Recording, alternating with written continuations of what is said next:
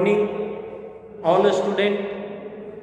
आज हम हमारे निशाब में शामिल बीए पार्ट 3 के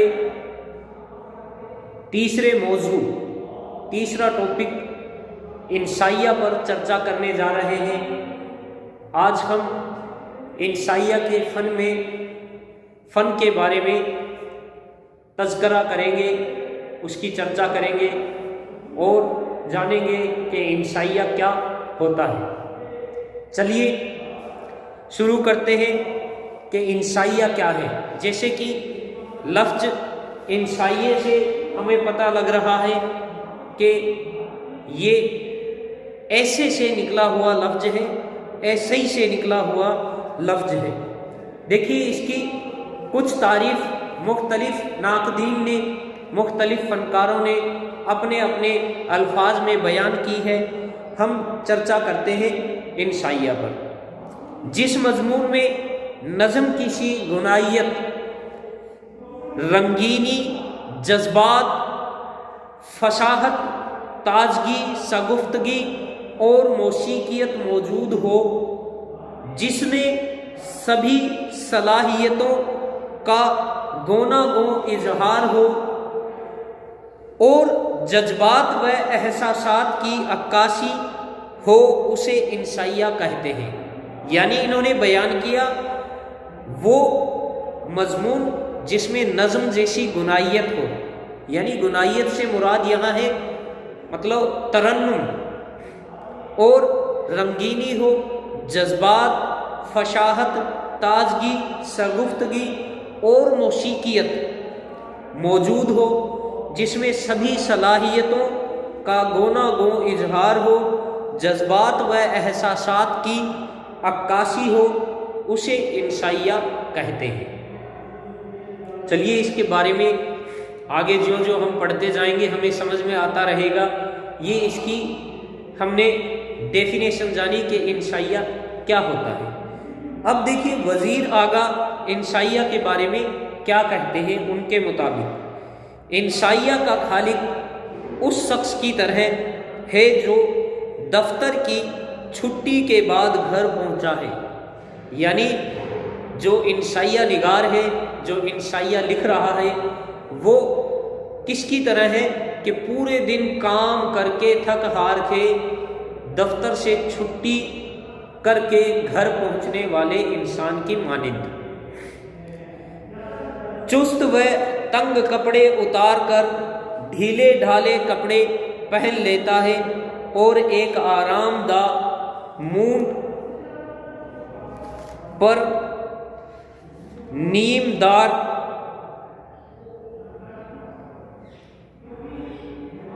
मतलब इनका कहने का मतलब ये है कि ये कह रहे हैं कि ढीले ढाले कपड़े पहन लेता है और एक आरामदाह मोड़ पर नीम दारोगाद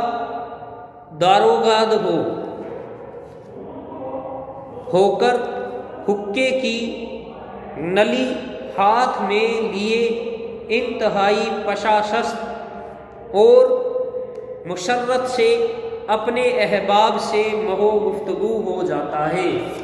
यानी कहने का मकसद ये है कि वज़ीर आगा ने अपनी इस बात में ये बयान किया है, अपना इनके विचार, इनका जो सोच है इंशाइये के बारे में उन्होंने बयान की है। कहते हैं कि इंशाइये का खालिक, इंशाइया निगार उस शख्स की मानिंद होता है जो दफ्तर से अपने घर पहुंचकर अपने तंग कपड़े उतार कर ढीले ढाले लिबास पहनकर और एक जगह आरामदाह जगह पर बैठकर हुक्के की नली को मुंह में लेकर अपने परिवार से, अपने अहबाब से, अपने दोस्तों से गुफ्तगू में मशगूल हो जाता है।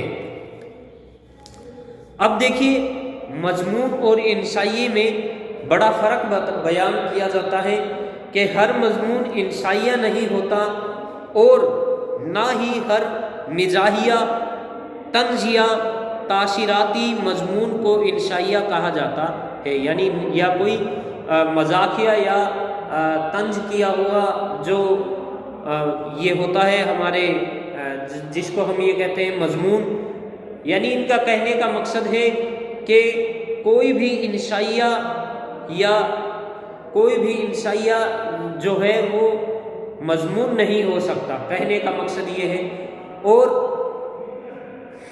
آگے لکھتے ہیں اردو میں انشائیہ کے لفظ کو ہر قسم کے مضمون کے لیے عام طور پر استعمال کیا جانے لگا ہے۔ انشائیہ اور مضمون میں بڑا فرق ہے۔ ہر وہ خیال جو نثر میں پیش کیا جاتا ہے، یعنی ہر وہ خیال جو نثر میں پیش کیا جاتا ہے مضمون کہلاتا ہے۔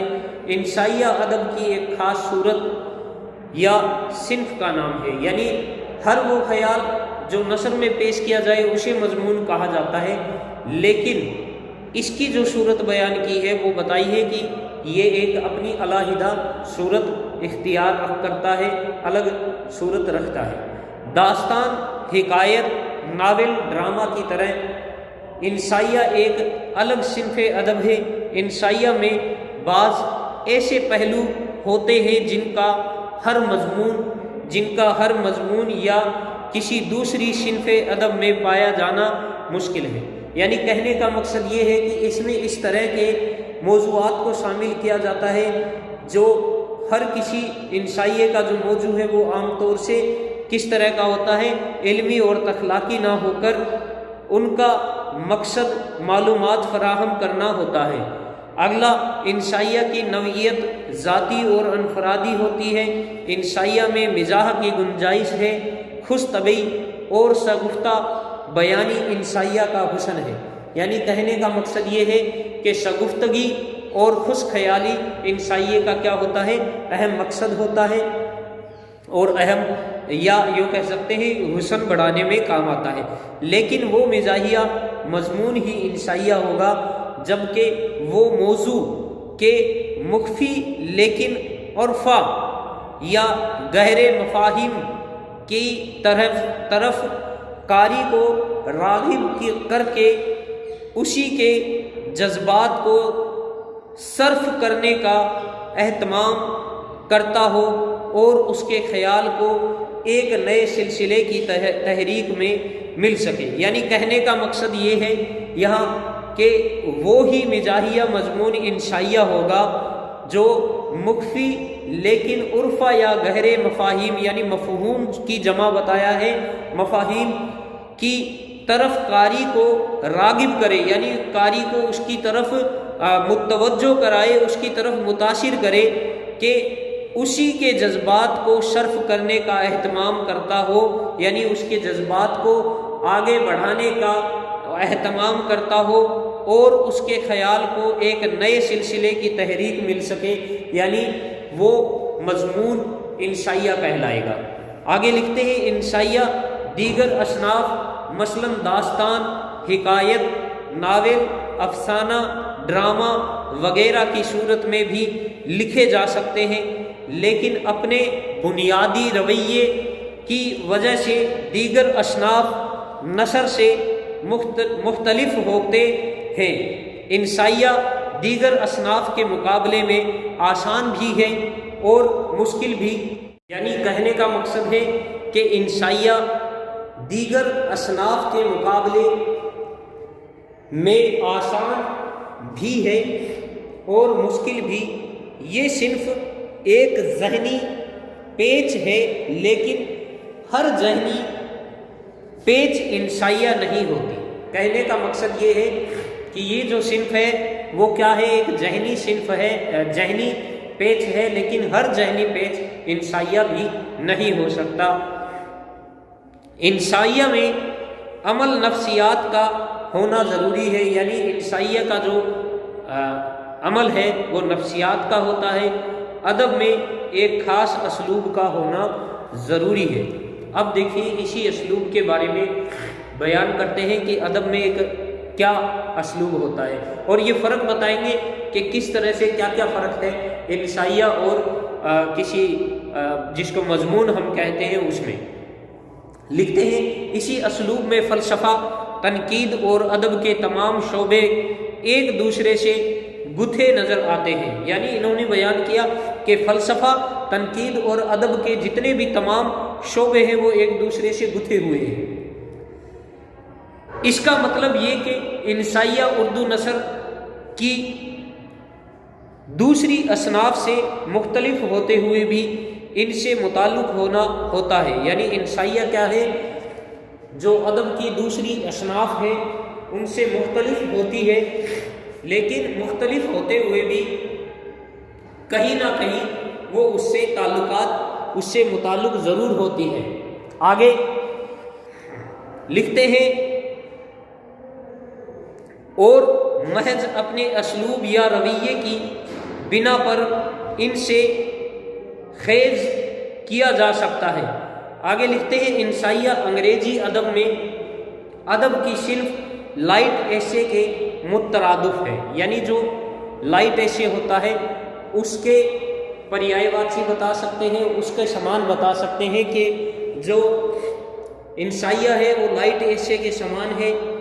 مضمون کے لیے ایسے، انسائیے کے لیے لائٹ ایسے. انسائیہ انگریزی صنف ایسے سے وابستہ ہے. ایسے کے لغوی معنی صحیح کوشش کے ہیں، اور صحیح کوشش کا تعلق کسی قسم کی تحریر سے ہے. اردو میں انسائیہ انگریزی ایسے سے لیا گیا ہے. یعنی انگریزی لفظ ایسے سے انسائیہ لیا گیا ہے. ہم یوں کہہ سکتے ہیں کہ یہ ایسے کہلاتا ہے.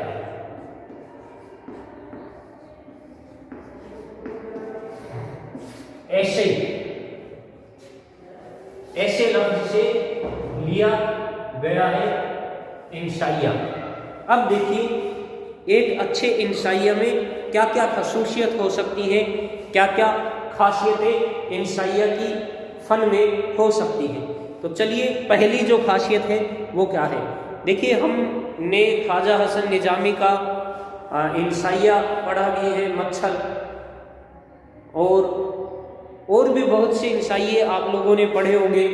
ہمارے نصاب میں بھی کچھ انسائیے لگتے تھے. خیر ہم چرچا کرتے ہیں کہ جو انسائیہ نگار ہوتا ہے وہ کیا کیا خاصیتیں دیکھ کر، کیا کیا کس باتوں کا دھیان رکھ کر اور فن کے دائرے میں رہ کر ایک انسائیہ لکھتا ہے، اچھا انسائیہ لکھتا ہے.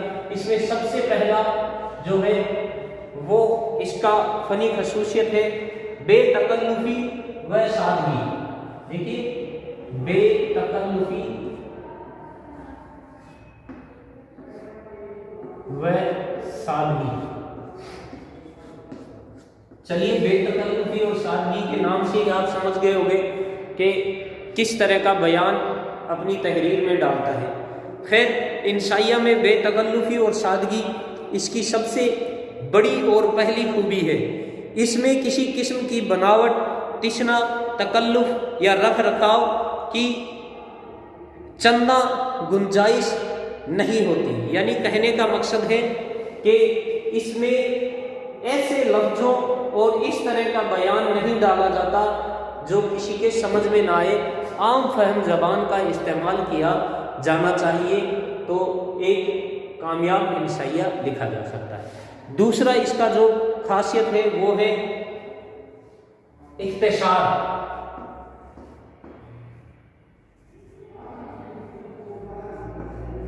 اختصار و جامعیت.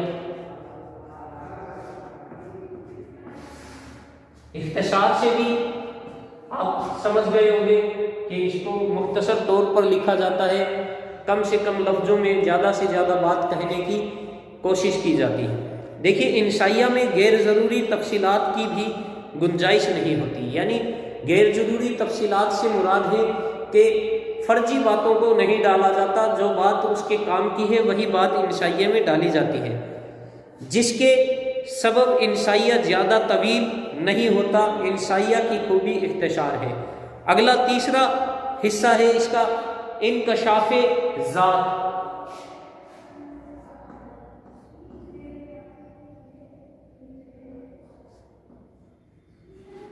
انکشاف ذات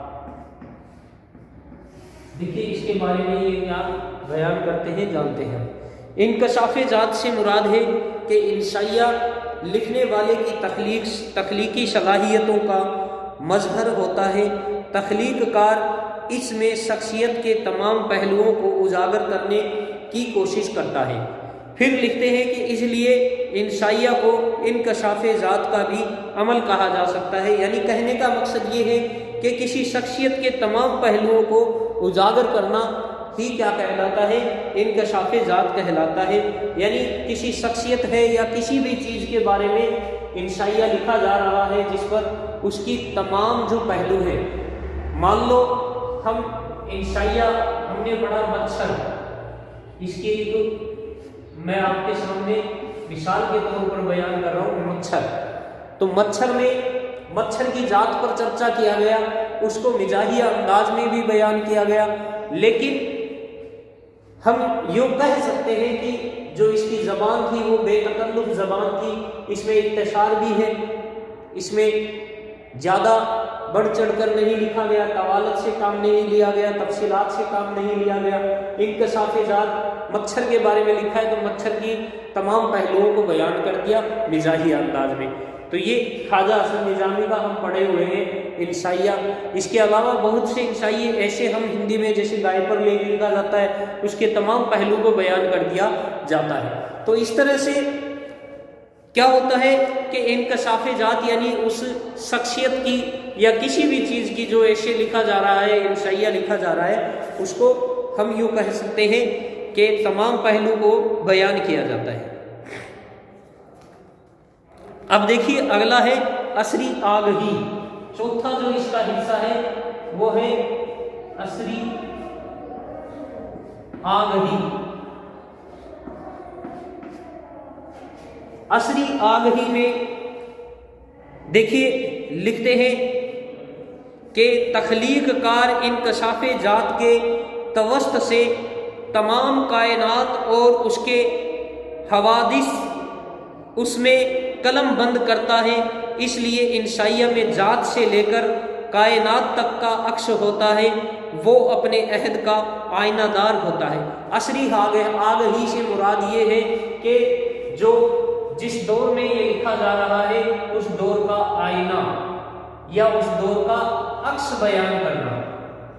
کہنے سے مراد یہ ہے کہ کہا انہوں نے لکھا بھی ہے کہ تخلیق کار انکشاف ذات کے توسط سے تمام یعنی اس کے مادھیم سے، توسط سے مراد ہے یہاں انہوں نے بیان کیا ہے توسط، یہ لفظ استعمال کیا ہے، یعنی اس کے مادھیم۔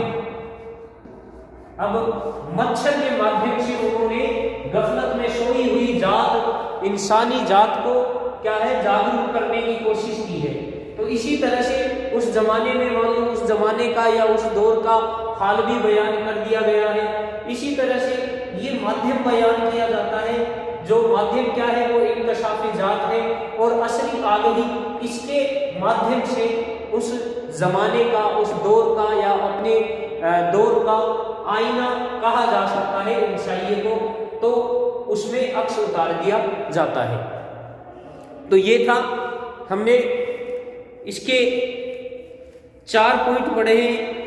ایک اور میں اس کے خاصیت بتا دیتا ہوں آپ کو، اگلی خصوصیت جو انشائیہ کی خاصیت ہوتی ہے وہ ہے اگلی ہے رنگینی و ظرافت۔ رنگینی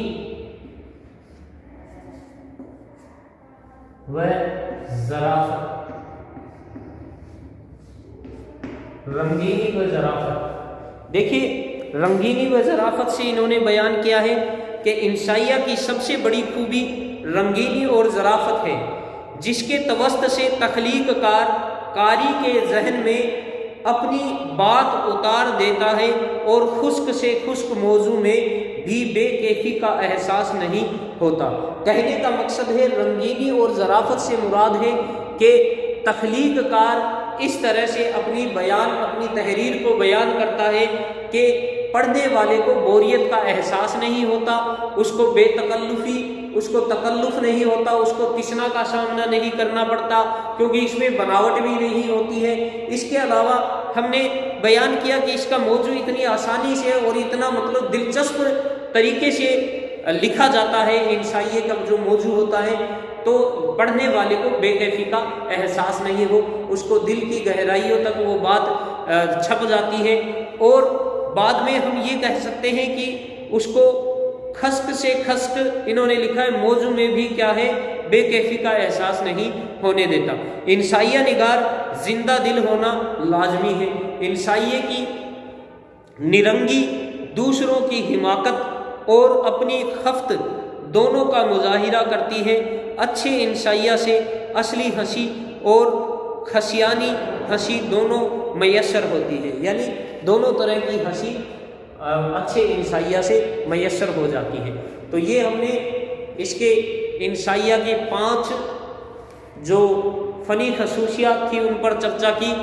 کل کے ہمارے اگلی ویڈیو میں ہم انشائیہ کی اور خوبیوں کے بارے میں جانیں گے اور اس کے آغاز و ارتقاء کے بارے میں جانیں گے۔